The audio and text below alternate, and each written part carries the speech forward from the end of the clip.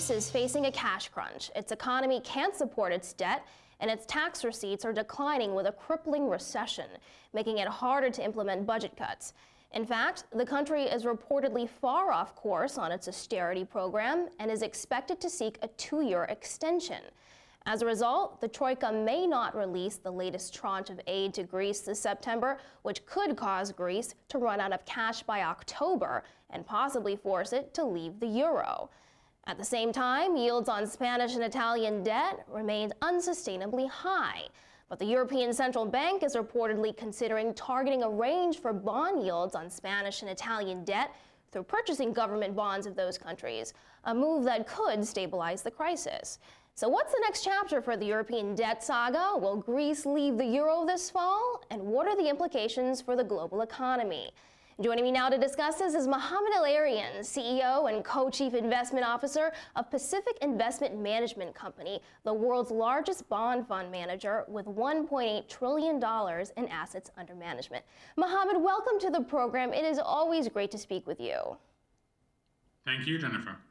I want to start off with your take on this idea that the ECB is considering buying sovereign European debt to target a range for bond yields. What's your sense of whether the ECB will proceed with this program and proceed in a manner that's not limiting, that will stabilize this crisis for a sustained period while allowing Italy and Spain to work through their economic and fiscal issues? So our understanding, Jennifer, is this is one of the proposals being discussed. And it would be the most aggressive proposal. And the reason why is in order to guarantee a band, you have to be willing to buy as much as the market wants to sell you. So you have to have an open-ended commitment to purchasing a lot of Italian and Spanish bonds. So it is a possibility, but it's not a probability. And let me explain why. First, the ECB is very nervous about ending up doing all the heavy lifting once again. So the ECB will want reassurances that it will be supported by other policymaking entities, both in the debtor countries and in the creditor countries. Second, maintaining a certain band means not only you have to buy in the market, but you also have to buy the issuance because these countries are still issuing.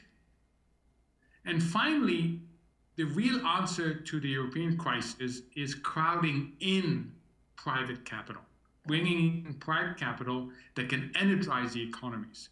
And it's not clear whether that will do that. So based on what we know today, it is a possibility, but it's not a probability. So I guess the question is, are they unprepared to do unlimited bond buying at this point and go in when necessary? And if not, what does that mean for the trajectory of the crisis? You know, are we looking at just more short-term sugar highs for the market? Does Spain ultimately need a full-blown bailout? We know that 100 billion euros has been earmarked for a bailout of Spain's banking system, but certainly the economy is in recession, tax receipts are declining, local governments are suffering. Now we're hearing they're requesting aid. What's your sense? So you're absolutely right in everything you've said. Spain has 3 distinct problems: too little growth, too much debt, and a banking system that is imploding. The too little growth means very high unemployment, which means that the social acceptance of austerity is low. Too much debt is not really at the federal level, but it is at the level of the regions, and that's an issue. And of course, we continue to see outflows. In July alone, the outflow of deposit was equivalent to almost 5% of the base. So these are significant issues. So it is most likely that Spain will need a bailout. Now, most people say, well, if Spain needs a bailout, and the European economies are willing to give Spain a bailout, why would Spain not take it? And the reason why, Jennifer, is because that cuts you off from private financing. It's like a Roche motel. Once you get in, it's very hard to get out of. And that is why Spain is so hesitant about requesting it. Right. There is a stigma and a loss of sovereignty, I guess, that comes along with that. But you said you do expect at some point that Spain will need or will request a full-blown bailout. Did I hear you right? Yes, I do. Okay. Any timeline on that, or it's too tough to say? It's too tough to say because this is the result of political decisions and not just economic and financial factors. So it's hard to be precise. I think what's happening right now is a big game of chicken. And people are waiting to see who's going to blink first. Let's talk about Greece. I'm reading reports that Germany is seriously considering a Greek exit instead of initiating more or dumping more money into really what has become a bottomless pit. What is your take? Does Greece stay or leave the euro this fall? You know, one has to distinguish between what should happen and what's likely to happen. What should happen is Greece should exit the euro. It's both in Greece's interest and in the Eurozone's interest. Why is it in Greece's interest? Well, simply because they are finding it extremely hard, and they will continue to find it extremely hard to generate growth, competitiveness, and jobs within the Eurozone. It's just too tough for them. They need to regain some policy flexibility. Why is it in the interest of the Eurozone? Because Greece has contaminated other areas of the Eurozone. And the longer the Eurozone tries to continue with Greece, the more this contamination happens. So if where they should, this is what should happen. The problem is it takes a political decision. No one wants to go down in history as having made that decision. No one wants to be responsible for the first country exiting the Eurozone. Why? Because it will be disruptive. It will be disruptive. There's no doubt that. So what's likely to happen is an attempt to muddle along like we have for the last 3 years. At some point, we will have an accident. And at some point, the exit will be forced both on Greece and the Eurozone rather than it be an orderly process. So you say that if Greece were to leave, it would be messy and it could create a shock. I'm wondering, if the ECB does implement this targeted bond yield program, does that allow for a safe exit of Greece from the euro, whereby, in effect, the ECB acts as a backstop on spikes in bond yields on Italian and Spanish debt? Really, because that's what it's been about, right? It's been about containing contagion. If Greece leaves, what happens to Spain and Italy? So if the ECB is there, can they essentially create a ceiling on bond yields for these countries?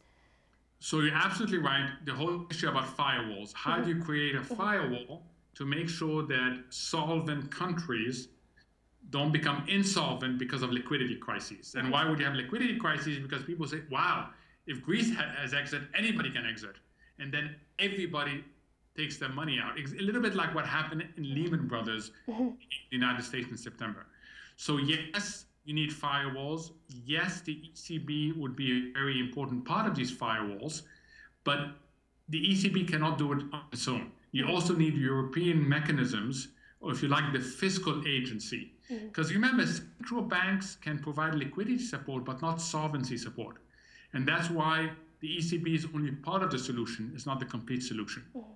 What's the prospect in the meantime of another restructuring of Greek debt?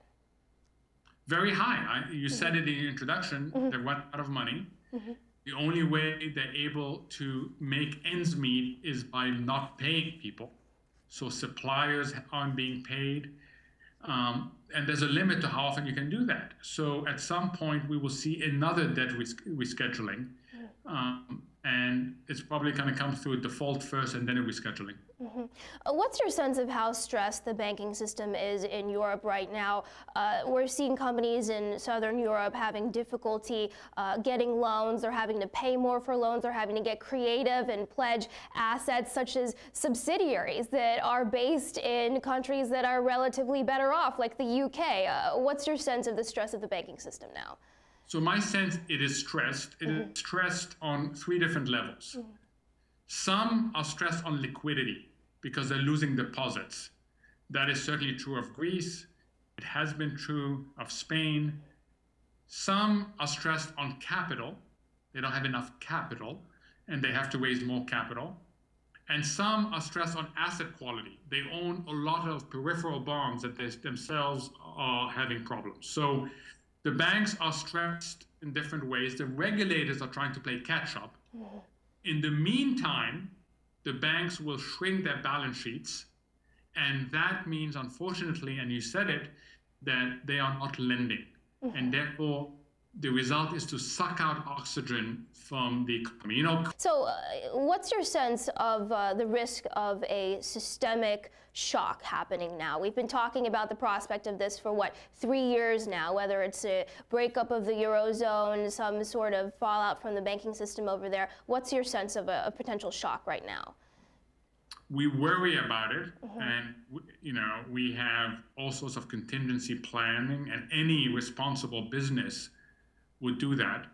It's a little bit like driving a car. When you drive a car, you know that there's a chance of an accident, and you try to minimize your exposure to it by having airbags, by having insurance.